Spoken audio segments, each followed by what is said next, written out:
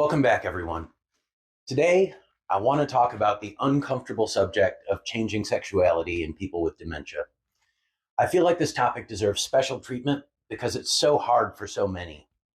There are lots of videos out there on how to redirect this behavior, but what I don't see addressed very often is how to understand and redirect our own responses when dealing with this particular issue. Why is this behavior so much more difficult to cope with? Why does it elicit so much more shame in us? I believe that step one in working effectively with this issue is recognizing that in the case of sexual behavior, caregivers have responsive behaviors of our own that we need to tend to first. So let's do a quick thought experiment. Let's compare these two situations. How do you feel if your loved one refuses medication every day, multiple times a day, and even in front of company or in public? It's inconvenient, right? It's frustrating, it causes consternation, and it makes your life a little harder. But you know it has to get done and you redirect and try again, right? Now, what if your loved one pulls down their pants in the middle of a store or walks into your dinner event masturbating? I'm guessing you're mortified. You probably go red with shame from your toes all the way up to the top of your head. You might call people afterwards to apologize. Maybe you have bad dreams about it even. That sinking feeling in your stomach might not go away for days. Now, medication refusal and hypersexuality are both simply behaviors that arise as dementia takes its course. We have no control over them, and your loved one doesn't either. And I want to say that again. Your loved one doesn't have control either. So why is refusing medication a minor inconvenience while changing sexual behavior, which is just another behavior, makes us want to fall off the face of the planet? The thing is, we all bring a lot of emotional baggage to the table when it comes to sex. Even though it's how we all got here, it has also been the subject of taboo since time immemorial. Religion and spirituality cut to the very core of who we are and what we believe life is all about, and most, if not all, have something to say about how we should relate to sexuality and what we should or should not do. Sex can be used to hurt and shame others, or it can create healing and new life. It's the most dangerous secret in the world if you're having an affair, or the most intimate and loving private space in a committed relationship. Discussions of sex, masturbation, and sexual orientation with adolescents who are coming of age are often avoided or barely fumbled through for the same reason you're mortified when your loved one acts out. Seeing our loved ones exposed like this, not by their choice, but by the disease, is terrible. We know they would be mortified if they could be.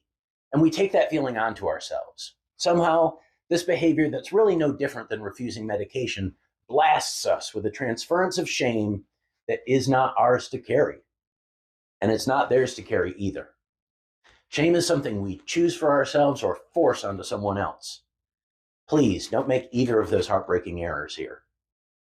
I'd ask you to take all of that into account and then allow yourself the luxury of finding some emotional distance from the behavior. Your gut reaction will almost certainly not be helpful here. Instead, stop. Take a step back. What's really happening? Can you view it as just another behavior?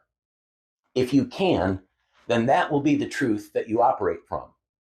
If you choose shock and embarrassment over your loved one being bad, then that will be your truth. Which would you prefer?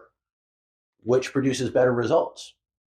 Yes, this behavior might happen in front of other people. Those people might react with their own issues about sexuality. Stay calm. If you stay calm, they are more likely to as well. Redirect your loved one with efficiency and compassion and give off the air of, yeah, this happens sometimes, no big deal. Outsiders will be grateful that you know what to do and will usually mirror your compassion even if they don't understand the situation. You can explain what happened if they're having a hard time. And this is important. Please don't apologize. You did nothing wrong. Your loved one did nothing wrong. And you don't have the right to apologize on your loved one's behalf for what a terrible disease is doing to them. If you wouldn't apologize for them refusing medication, then don't apologize for this. Stick to your values of compassionate care, be honest about the situation, and move on. None of this is easy.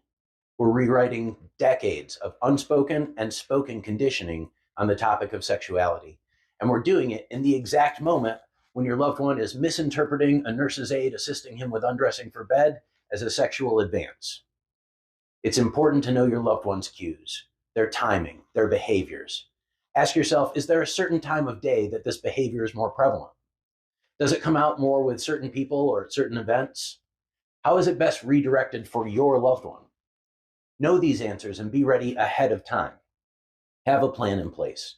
Surround your loved one with people who understand or who are at least willing to learn what happened and why. People who know what you're all going through and add a positive voice.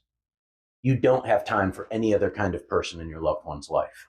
Refuse to carry shame baggage on behalf of the outsiders or your loved one. And please don't carry your own. You are doing such an amazing thing in providing this care.